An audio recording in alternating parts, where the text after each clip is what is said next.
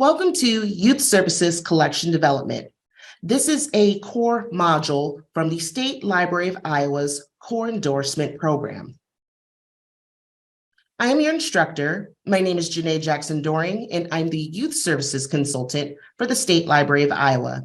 If you have any youth-related questions or concerns, please feel free to call or email me, and I'm more than happy to come out to your library for a visit. So we're going to talk a lot about collection development and the different types of collections, and especially purchasing for your collections.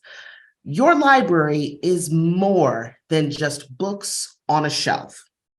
Collection curation for youth is wide-ranging, and it can be complicated. Collections aren't just books. You have cake pans, you have STEM kits, we have playaways. There's a lot of things that make up a collection now, and we'll go over that momentarily. In regards to building your collection, you will have to be ruthless. You cannot buy every book in the world. That's just the way of library life. So in building and curating your collection, you will need to refer to your selection materials or your collection development policy to guide you in building your collection for children and teens. So we want to build shelves just for them. So we have board books to young adult titles, and a youth collection ranges from ages 0 to 18. And your youth collections, they can be more than books. You have circulating toys, you have STEM kits, all different types of items can make up your collections. And specifically, the materials that you purchase for your library are primarily for youth. It needs to be for youth because it should appeal to them, because it is for them. All your items that you buy, should be appealing, and it should be just specifically for youth and teens. I'm going to move my picture here. This is the International Literacy Association's Children's Rights to Read. And I wanted to talk about this a little bit because we need to be especially attentive to intellectual freedom when it comes to building youth collections.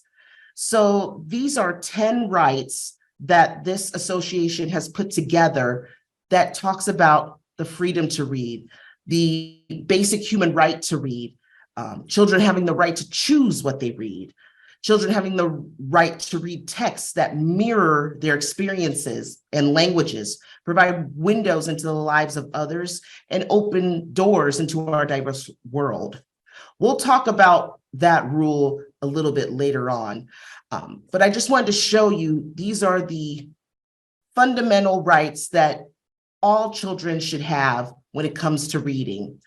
And if you want to learn more information, at the bottom of the page here, the website is literacyworldwide.org. You can find out more about the International Literacy Association. So when you go to order materials, please keep the children's rights to read in mind. But this doesn't mean, since we have these rights for children, it doesn't mean that we have to buy and keep every single book. Your collection is a growing organism, excuse me. Books come and books go. So keep that in mind when you start to order and purchase books for your collections. I'm going to move my camera here. So now we're going to talk about S.R. Ranganathan. S.R. Ranganathan is considered the founder of library science, and he created 5 laws of library science that applies to our profession and to collections. These are the 5 laws. Number 1, books are for use. Number 2, every reader has his or her book. Number 3, every book its reader. Number 4, Save the time of the reader. That is very important as a working librarian. You want to save the time of the reader, of the patron that is coming into your library looking for materials. Librarians should be very adaptive and quick in helping the patron find the book that they need at that moment, at that time. So our job is to save the time of the reader and find the materials that they need quickly and have them leave your library happy with the items that you provide to them. And rule number 5, a library is a growing organism.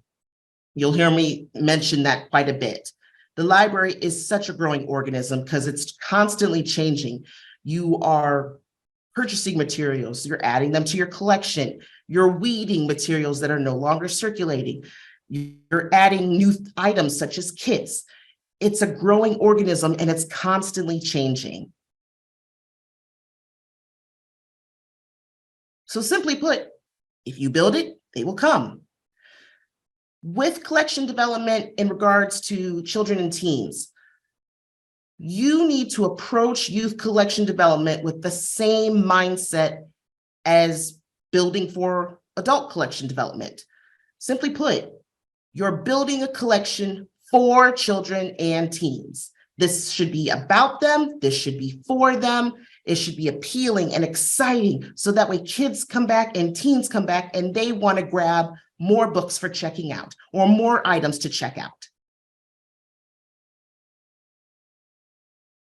I'm going to move my camera here.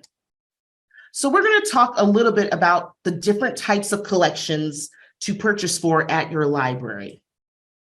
We're going to start with board books and picture books. To the left of your screen are board books.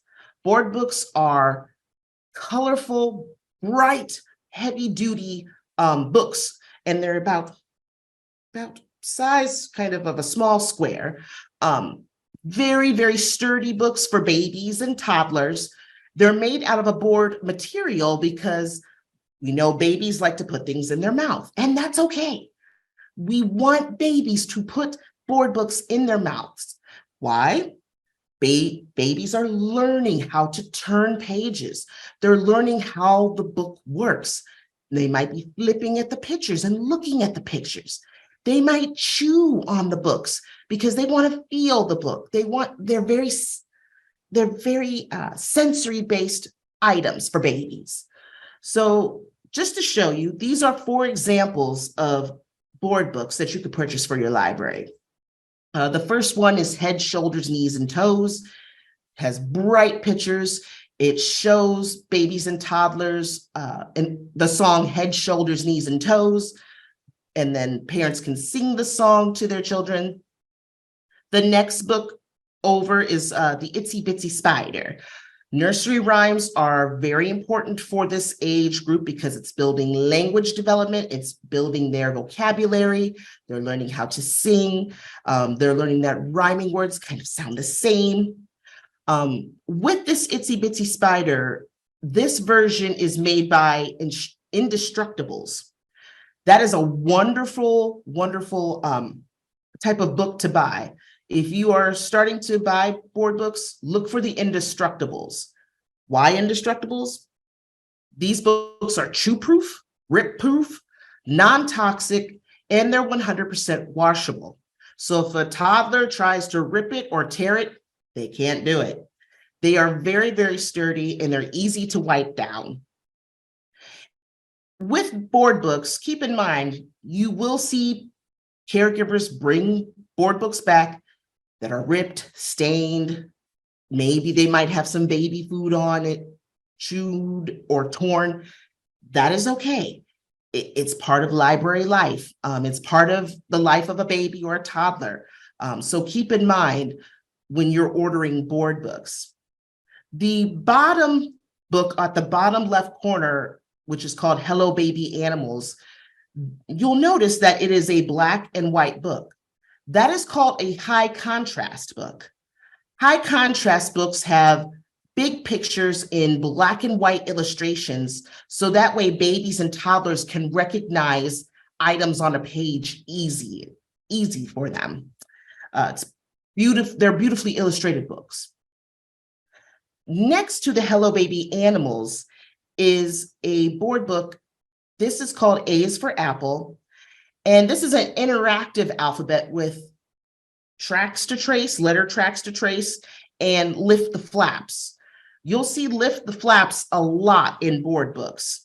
But I love these type of interactive alphabet books because with toddlers and preschoolers, they are able to trace the letter A or trace the letter Z with their finger.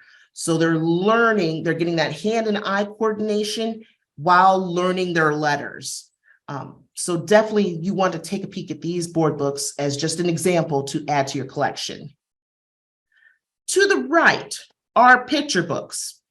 I picked these 4 picture books because they are relevant, they're current.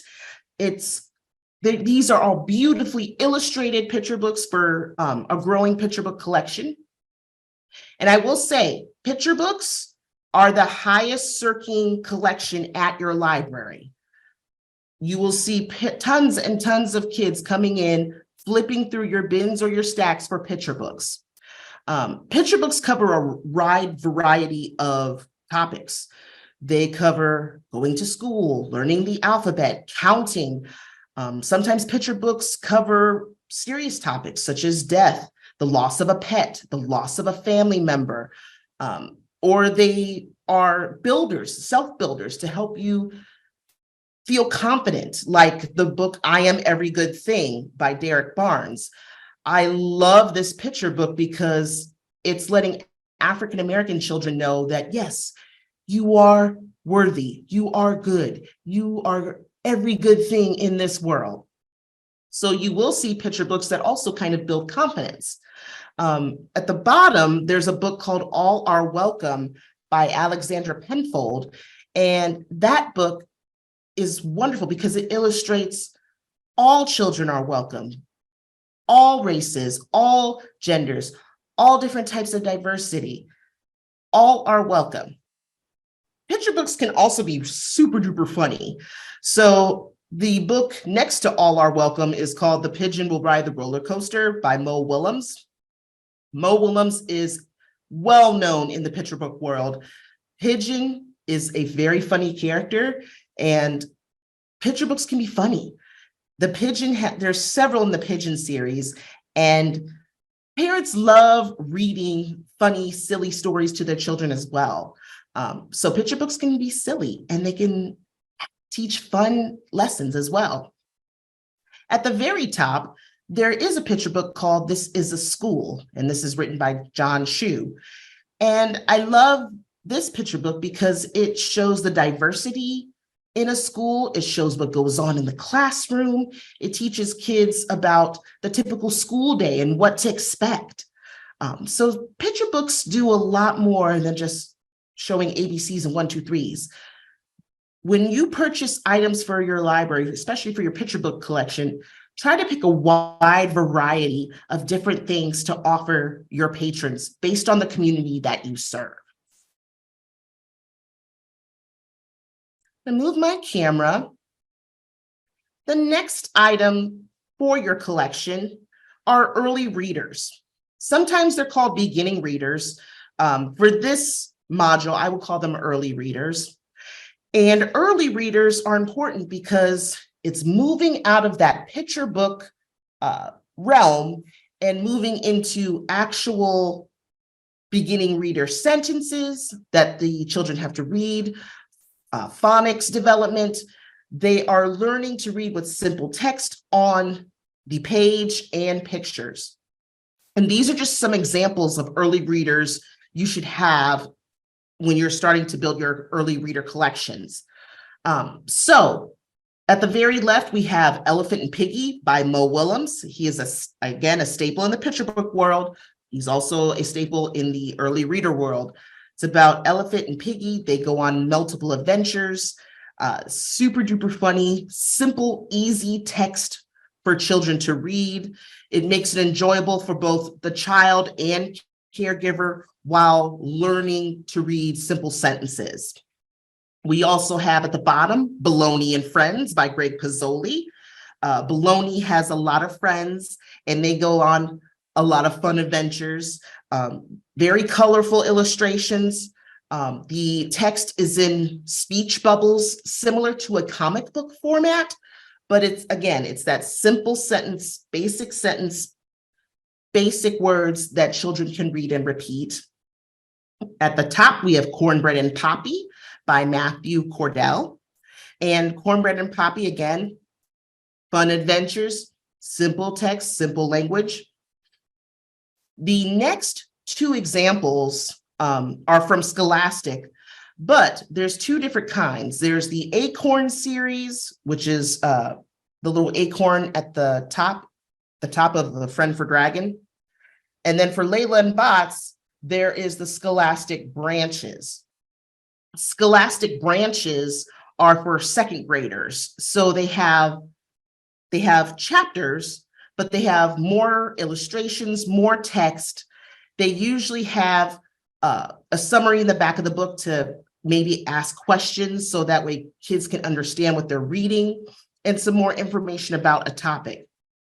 For the Acorn book, you're looking at that kindergarten first grade level, and you'll have the picture on one side of the spread, and on the other side of the spread, it's one or two sentences that the child has to read. But these are very colorfully illustrated books. These are just gentle books to get children interested in reading. I would recommend these in a heartbeat. And then Mary Pope Osborne created the Magic Treehouse series, which is a staple in early reader books for children, especially getting children interested in reading chapter books. Jack and Annie are the two characters that go on a journey in each book in the treehouse, and they travel to different time periods. Simple text, simple illustrations that are in black and white. But this is a growing collection. There's over 40 chapter books in the Magic Treehouse series.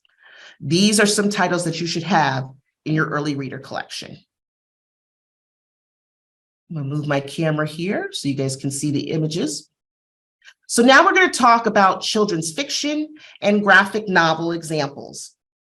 We're going to start with children's fiction, and these are longer chapter books. With children's fiction, they have series and multiple titles in a series, sometimes standalones or continuations of series. So the titles to your left are the four most popular children's fiction titles currently. Diary of a Wimpy Kid by Jeff Kinney follows Greg and all of his misadventures with his family in a diary format with black and white illustrations, very popular with children. To your right is the Last Kids on Earth series by Max Brallier. This has been a very popular series, and now it's moving into the comic book or graphic novel format. That these kids have to save Earth from different types of zombies and monsters. At the bottom, there's Big Nate, the Big Nate series by Lincoln Pierce. This kind of follows similar to Diary of a Wimpy Kid, where Big Nate is writing about his misadventures in school, and it is kind of done in a kind of a diary type format. This chapter book is Alan Gratz. Alan Gratz writes a lot of historical fiction. And there's also, for this book, he also writes this book called 2 Degrees. This focuses on a planet in crisis. To your right, we have graphic novels. Now, what is a graphic novel? Graphic novels are, simply put, comic books, but they can be made into a chapter book format. This is a highly popular collection. A lot of children do ask for specific types of graphic novels. With graphic novels, they're in series format, so you'll see a lot of volumes for a particular series. You'll also see a lot of chapter books being turned and made into graphic novels for kids to read.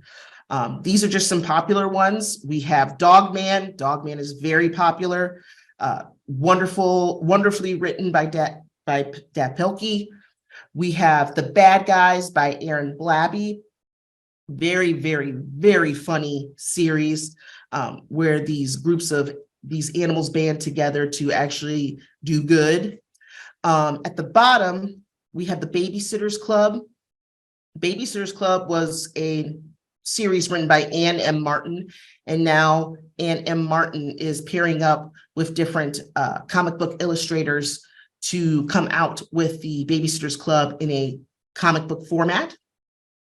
And then you have standalone graphic novels like Frizzy, which is written by Clarabelle Ortega, where it focuses on this young woman named Frizzy who just really wants to enjoy her natural hair. That's a beautifully illustrated graphic novel, by the way. So sometimes you do have standalone novels just like Frizzy, but these are wonderful additions to add to your collections as well. I'm going to move my camera so you can see. One thing I really want to address is I hope you don't forget the children's nonfiction collection. We have a lot of children that we serve that love to read about nonfiction. They love to read about facts and information. And I wanted to talk about the 5 different kinds of nonfiction. This was pointed out to me by Melissa Stewart. Melissa Stewart is a children's nonfiction writer, and she wrote an article in the May 2018 version of the School Library Journal. School Library Journal is a periodical that librarians use, specifically youth librarians, for ordering different types of books and materials for collections. But she wrote this article about the 5 kinds of nonfiction: traditional, browsable, narrative, expository, and active. So we're going to take a peek at each one of these kinds of nonfiction. I'll move my camera. So we're going to start with traditional nonfiction. Traditional nonfiction gives an all-around view of what a topic is about. So you're thinking fact books. So fact books would be a great example because fact books provide clear and concise wording. So these are just some examples of what traditional nonfiction books look like. So you have your state books. So this is the true book, My United States, Iowa by Scholastic. That will give you facts about Iowa. There's the book, You Can Be a Paleontologist, that gives you facts about what it's like to be a paleontologist. Up above, there's a book called All About Weather that talks about facts about the weather. I wanted to include this book called All About Banks because there's a lot of requests for what does money look like? What does a quarter do? What does a nickel do? What does a penny do? So this will give you clear, concise wording about the different types of money. And then we have another fact book here at the bottom to your left that's National Geographic Kids So Cool Dinosaurs. So this has information about different types of dinosaurs. So traditional nonfiction will give you an all-around view of what a topic is about with clear, concise wording. And I'm going to move my camera. Now we're going to talk about browsable nonfiction. So this is the second type of nonfiction. And with browsable nonfiction, kids can focus on the content they like the most. These books are eye-catching. They have eye-catching photos, really cool illustrations. They're very appealing. So a kid could grab the Guinness World Records of 2023, and maybe they want to know a specific fact.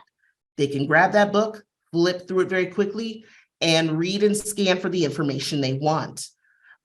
So these are just some examples of browsable nonfiction.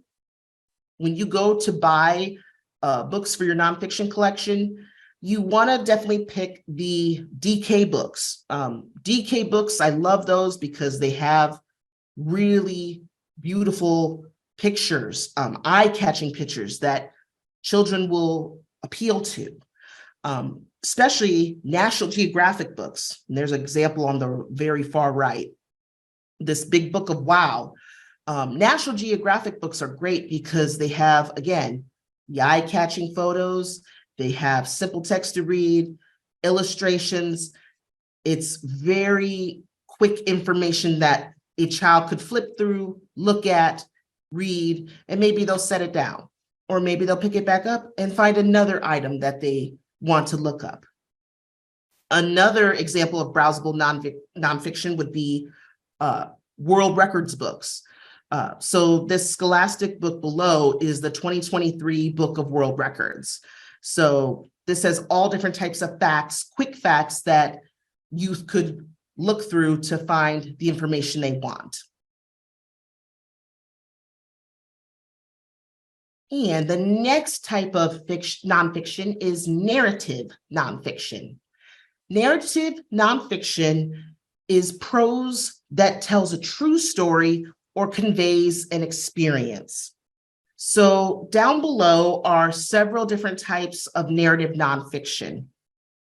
At the bottom, we have Hidden Figures. This is the true story of the 4 Black women in the space race. Or you could read History Smashers. This is by Kate Messner. Kate Messner profiles a different event in history, kind of tells it in sort of a, basically kind of a chapter format. And it has facts about the event that kids can read about. There's also Chris Barton's and illustrated by Don Tate, this book, Whoosh, Lonnie Johnson's Super Soaking Stream of Inventions. This tells the story about Lonnie, who created the Super Soakers, which is super duper cool. Steve Schenken, this is the book Bomb, The Race to Build and Steal the World's Most Dangerous Weapon. This is told in kind of a historical format with different types of facts and information. Up at the very, very top, the Who Was series is very popular among youth. Why is this type of series popular?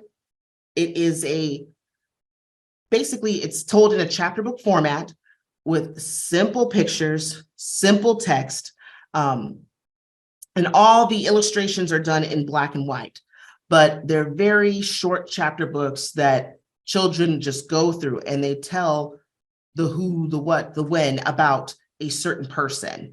So this is an example of Who Was Charles Schultz. There's also the book We Are Grateful. This is by Tracy Sorrell, and it talks about the indigenous people and how they are grateful for the life that they have.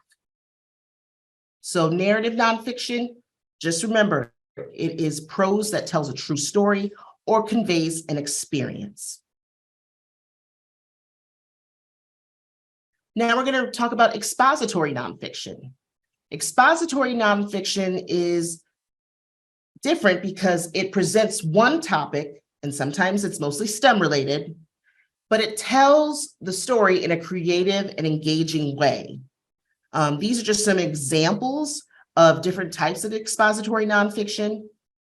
We have Pink is for Blobfish by Jess Keaton that talks about the world of weird animals and that blobfish and the life of a blobfish.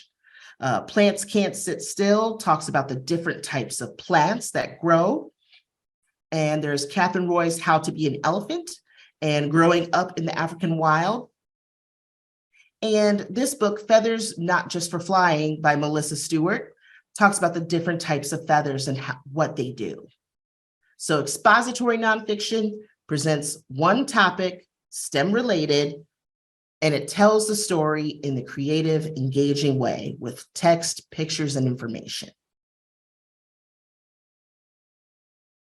And I'm going to move my camera here. There we go. The final type of nonfiction is active nonfiction.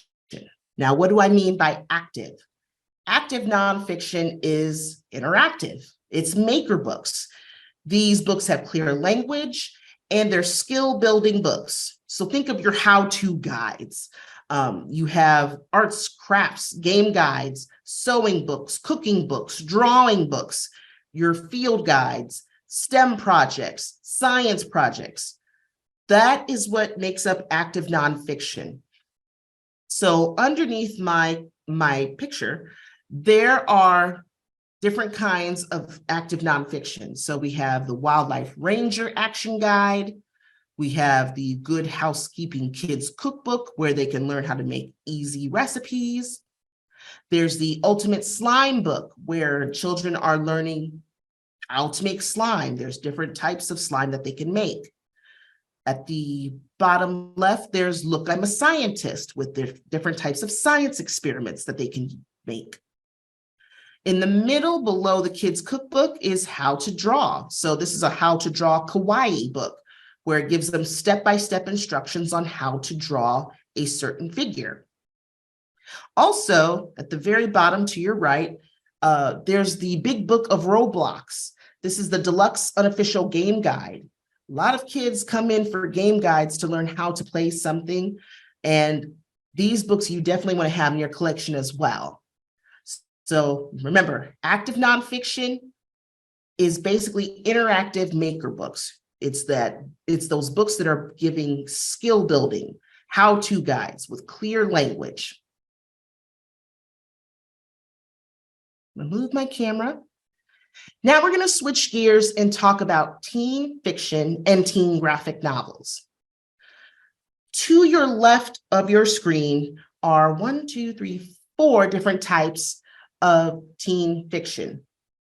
And teen fiction covers an array of different types of subjects, everything from murder to LGBTQ to romance, fantasy, you name it, it is covered in teen fiction.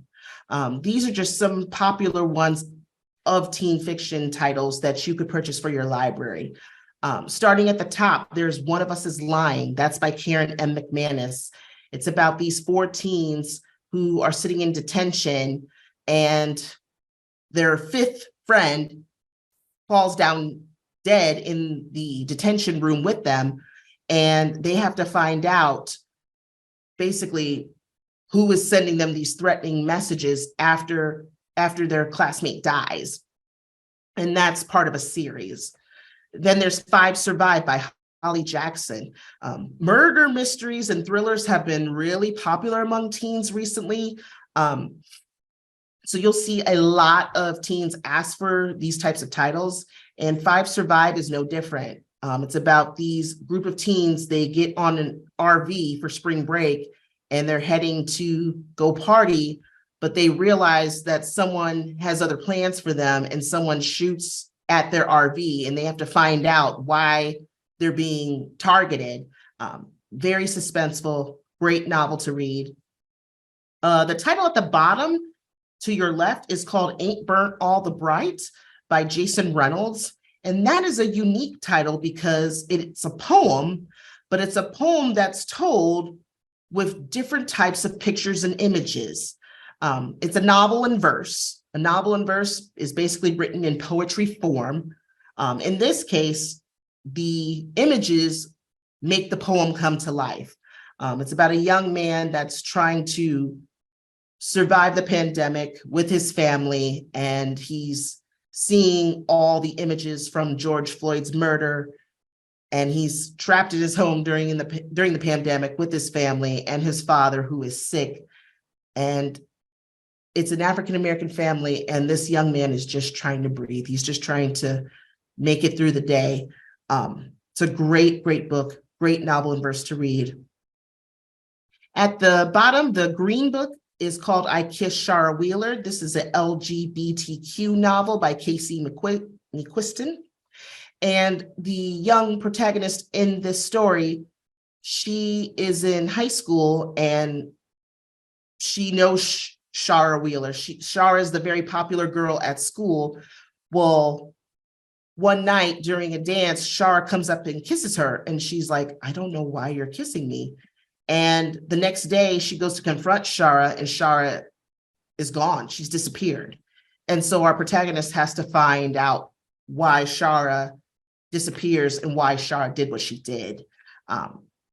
It's an LGBTQ romance, funny story, really engaging. But that gives you some examples of teen fiction novels to maybe purchase for your library. To the right of your screen are teen graphic novels. And this is a growing collection. And I just wanted to pull out 2 graphic novels of interest. You'll see a lot of teen graphic novels that are coming of age, both in teen fiction and in teen graphic novels. A lot of these stories are coming of age. Himawari House by Harmony Becker is just that. It's these group of students, Asian Americans, they are living together in one house during a summer, and they're basically finding out who they are and what they want in their lives. It's illustrated beautifully. If you get a chance, please read it.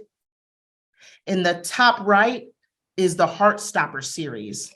This is an LGBTQ graphic novel series by Alice Oseman, and it's about these 2 young men, Nick and Charlie, who fall in love during the period of their high school lives. And you read along with them and you see them grow and mature.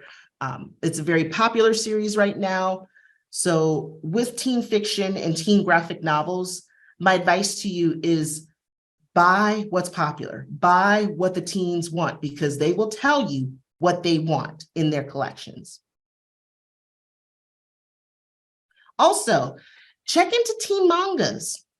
And if you're probably wondering, what is a manga? I will tell you.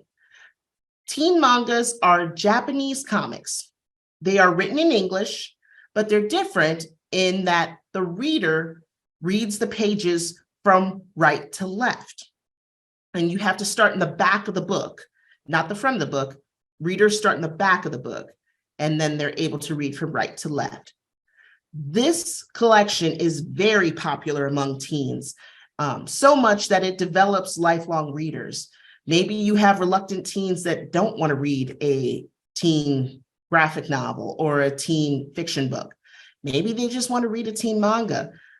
This collection really builds readers.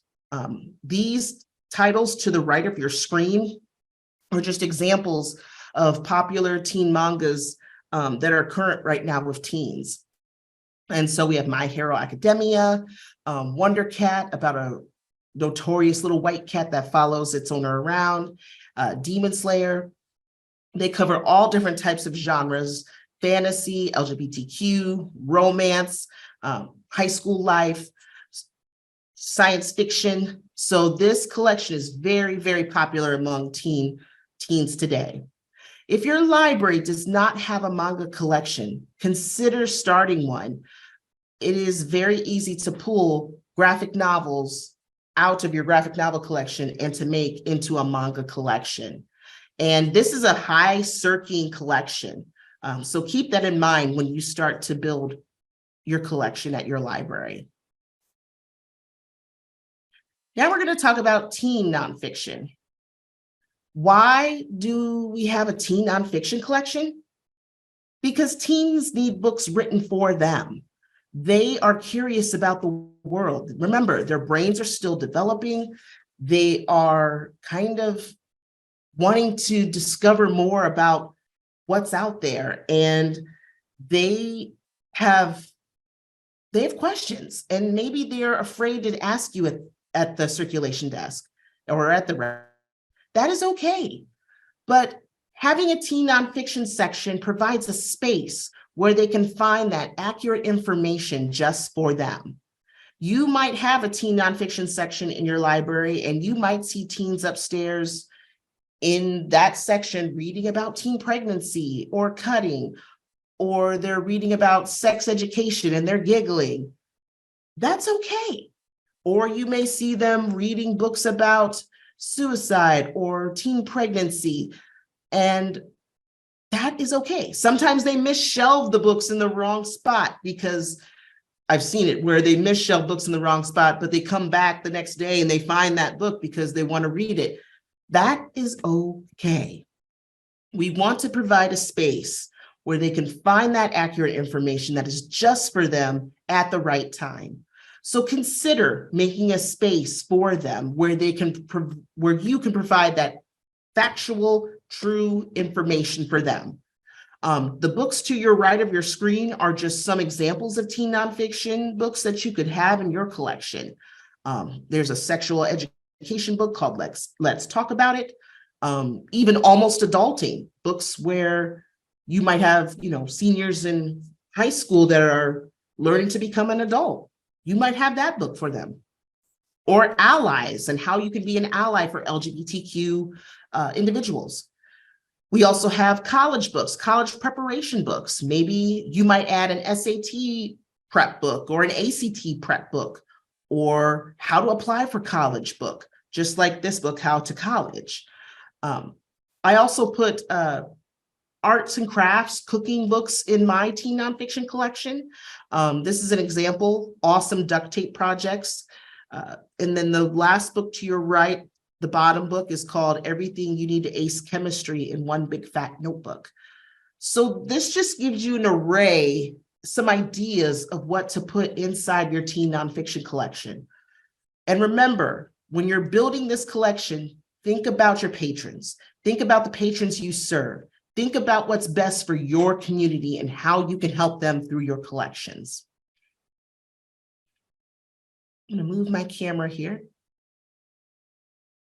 And simply put, your collection matters. And your collection is more than just books. Your collection can be puzzles, board games. There's a lot of board games that you can check out now from libraries. You can offer STEM kits where families can take a kit home and check it out for 3 weeks, or STEM playaways where kids can check out a playaway for a couple of weeks. Your collection could be literacy and phonics kits that helps kids build their language skills. Your collection could be cake pans or tools for checkout. You could offer hotspots, laptops, tech equipment to check out. If it circulates, and if the item is a part of your collection, have a policy for it. So I'm going to show you some quick examples of some different types of items that you could circulate as part of your collection. This is from the Des Moines Public Library's Simple Steps Early Literacy Kit. So this is an item that they have available to check out for patrons. So the kit comes in a container. It has a Simple Steps activity sheet where it talks about the 5 early literacy skills. There's a puppet.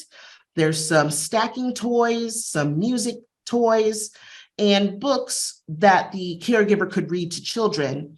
And there's also an inventory sheet on the plastic lid, so that way caregivers know to put everything back in its container and take it back to the library for that next patron. We also have the Guthrie Center Public Library. This is their Kits for Kids Colors Kit. So inside their kit, they have an Elmo guessing game book about colors. They have some Play-Doh, color puzzle, a book called Colors Everywhere. That's a board book, and different types of toys that, again, caregivers could check out, and they can interact with those items with their children, have fun with the kit, make sure everything's back in it, and bring it back for the next user. And Garner Public Library, they offer a insects and spiders STEM kit. This kit comes in a backpack, and inside the backpack is the Big Book of Bugs book. There's a butterfly net. There's a magnifying glass to look at different types of bugs. There's a purple folder or binder, excuse me, that has different types of bug-related activities and games for kids. And then there's an item called Common Butterflies of the Midwest that kids can look and utilize.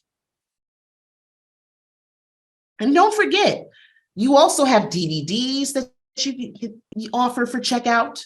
Vox books. If you don't know what Vox books are books that you open them and you can either read to the child, or you can push a little button and the book is read to the children. There's Vox books that you can offer for checkout, audiobooks, kids magazines or teen magazines. There's also ebooks, e-audiobooks. So remember, your collection is a living organism. It is a growing organism. You have several different kinds of items you can offer your patrons. I'm going to move my camera. So part of maintaining your collection is weeding. Weeding is a critical part of collection maintenance. It has to be done. And this can be very different for youth services materials. This is hard work, but it's necessary work. You can't keep every book. Let's face it. Books come and are published every day. They're published a dime a dozen, and you have to make space for new materials. You just have to. This website page to your right is the CREW method. It is a weeding manual for modern libraries, and it's managed by the Texas State Library and Archives Commission. This can be downloaded as a PDF, but this is kind of like the staple in how to weed items out of your collection, especially for children's nonfiction, children's fiction, and teen items. But the CREW weeding manual is really your go-to source for weeding. Weeding is essential. You have to weed. I'm going to move my camera down here. So we're going to talk about, really quickly, Dr. Rudine Sims Bishop. Who is Dr. Rudine Sims Bishop? She is a professor of children's literature and a scholar at Ohio State University. And she mentions this quote, and I'm going to read it to you. Books are sometimes windows, offering views of worlds that may be real or imagined, familiar or strange. These windows are also sliding glass doors, and readers have only to walk through in imagination to become part of whatever world has been created and recreated by the author. When lighting conditions are just right, however, a window can also be a mirror. What does this mean? This means, simply put, children need to see themselves reflected in a book.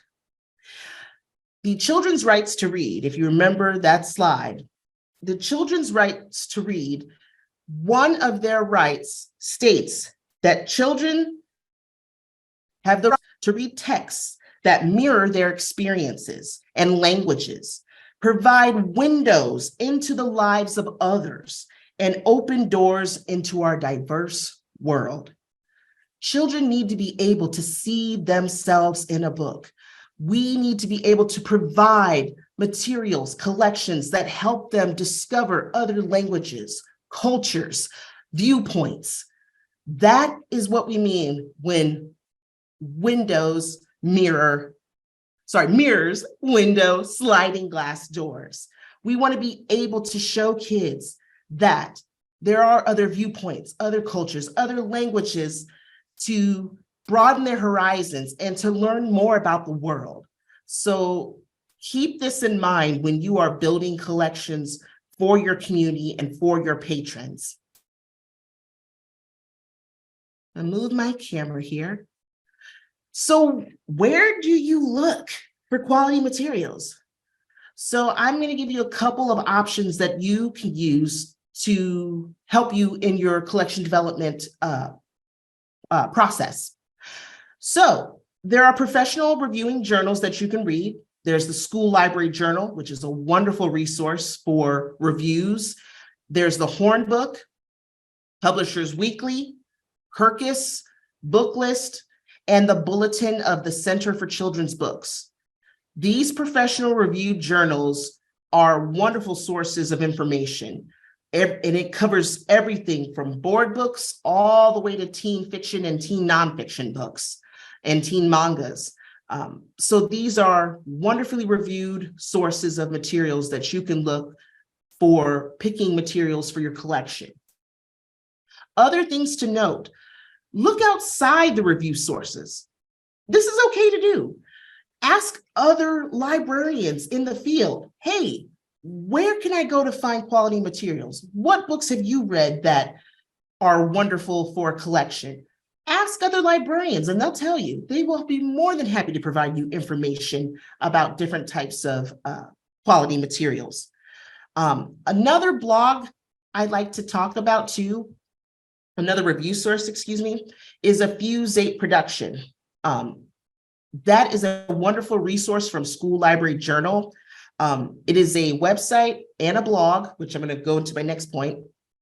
Websites, bloggers, small publishers, self-published titles. These are all great resources. With a Fuse 8 production, that is created by Betsy Bird. Betsy Bird does a wonderful job of reviewing different types of children's literature. So definitely look at blogs, look at other websites, look at small publishers, look at those self-published titles. Maybe those are items that you can add into your collection. One website in particular that I really love is Read Brightly.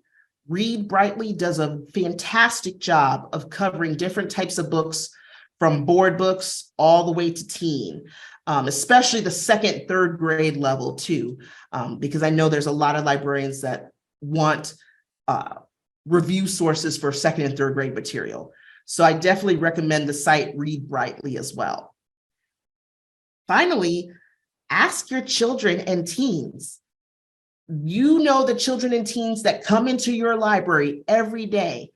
Develop a rapport with them. Ask them, hey, you asked me the other day about the bad guys. What other books would you like to have? Or, hey, I noticed that, I was helping you find this teen LGBTQ graphic novel. What other books would you like to read? When you ask teens and kids those questions, you're building a rapport with children.